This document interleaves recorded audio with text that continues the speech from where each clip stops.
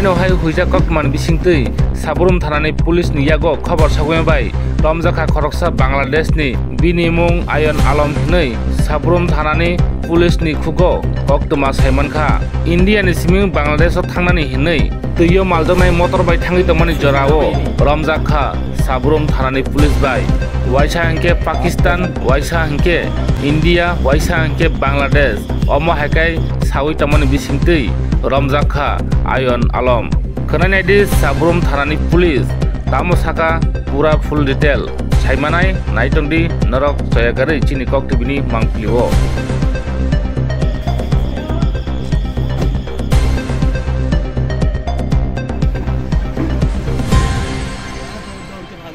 आप पहचानते नहीं हैं? दिल्ली से।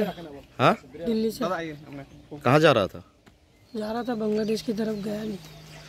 इलीगल जा रहा था? जी जाने वाला था। घर कहाँ पर है? पर गया नहीं। घर कहाँ पर है? घर बांग्लादेश में ही पड़ता है। हाँ? 10 साल से जा नहीं रहा हूँ बांग्लादेश। तेरा असली घर कहाँ पर है? असली घर बांग्लादेश में पड़ता है। मैं 10 साल से नहीं जा रहा हूँ सर। अभी जाने वाला था इलीगल पर गया नहीं। क्या नाम है? मेरा नाम अयान है, मोहम्मद अयान आलम। डैडी का घर कहाँ पर है? डैडी का घर ब्राह्मणबाड़ी है। और मम्मी का? ब्राह्मणबाड़ी में। तो अभी बोला पाकिस्तान में है? वो अभी वहाँ पे है। वो 1988 में वहाँ चले गए थे। कहाँ? मेरी मम्मी पाकिस्तान में। अभी जब से वहीं पे वो आए नहीं। तो आज कहाँ जाने वाला है? आज बांग्लादेश जाने वाला था पर गया नहीं।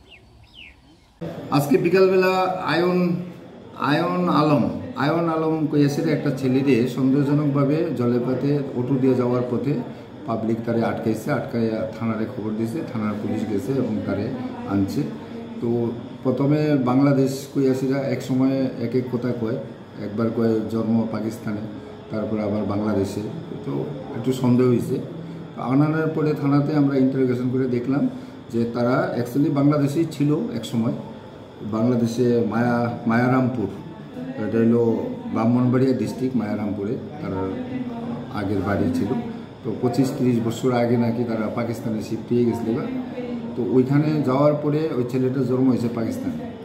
তো পাকিস্তানে নাকি তারা আর কি সিস্টেম পাকিস্তানের যে পাকিস্তানের যদি ডকুমেন্টস না থাকে তাহলে পাকিস্তানে থাকা যাইব না, পেয়েছিল জেলে ঢুকবো। তখন তার বাবা আবার 2011 সালে এই ছেলেটাকে নিয়ে সেটা বাংলাদেশে রিটার্ন করছে। কিন্তু তার মা এবং তার আরও 4 ভাই আরও 4 বোন এটা তারা পাকিস্তানে রয়ে গেছে। শুধু তারা এখানে আবার বাংলাদেশে শিফট হয়েছে।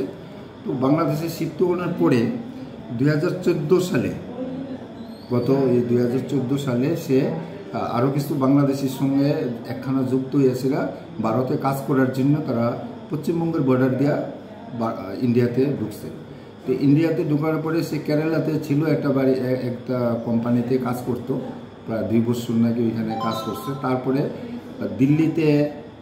দিল্লির একটা নিউ ফ্রান্স কলোনি একটা জায়গা আছে, ওইখানে প্রচুর বাংলাদেশি আছে, তারা চেনাশোনাও আছে। এইভাবে কন্ট্যাক্ট করানোর পরে তারা আবার দিল্লিতে গেছে।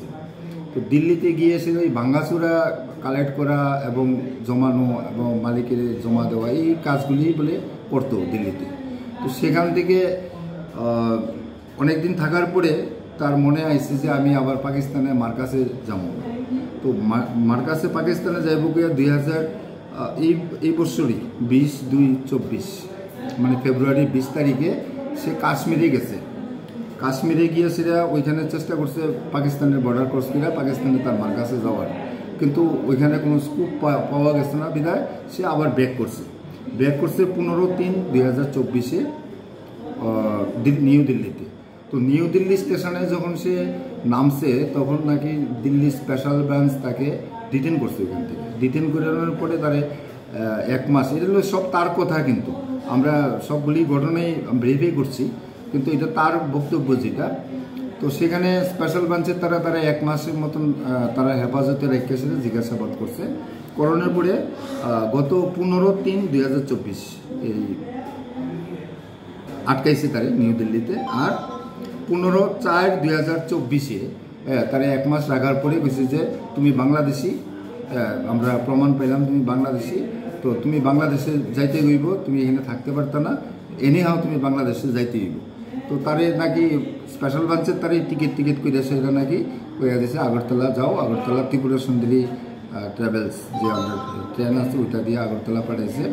18 তারিখ রাত্রে 12টা 1টার সময় সেটা ট্রেনে তারা আগরতলা সে পড়ছে।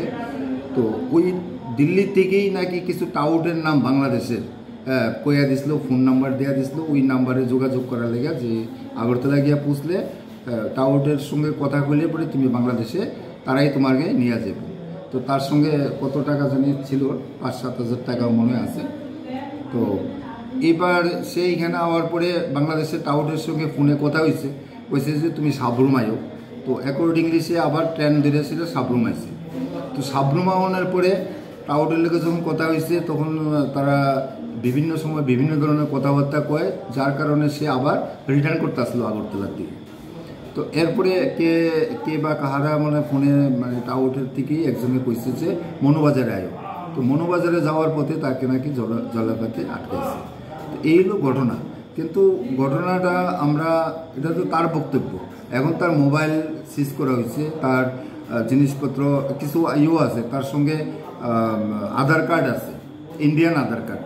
তো এটার ব্যাপারে তার বক্তব্য হইল দিল্লিতে অনেক এজেন্সি আছে, অনেক লোক আছে, তারা পরিচিত, এমন বাংলাদেশ থেকে যারা আইয়ে তাদেরকে আধার কার্ড করিয়া দেওয়া হয় ওই টাকার বিনিময়ে।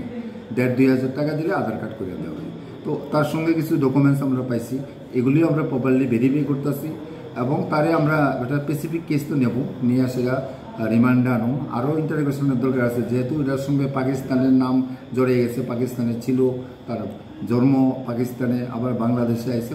তবে ঘটনা কতটুকু সত্য কতটুকু মিথ্যা তার বক্তব্যটা আমরা ভেরিফাই করব, ভেরিফাই করে যথাযথ ব্যবস্থা, আইনগত ব্যবস্থা যা যা নেওয়ার আমরা নেব। Thank you.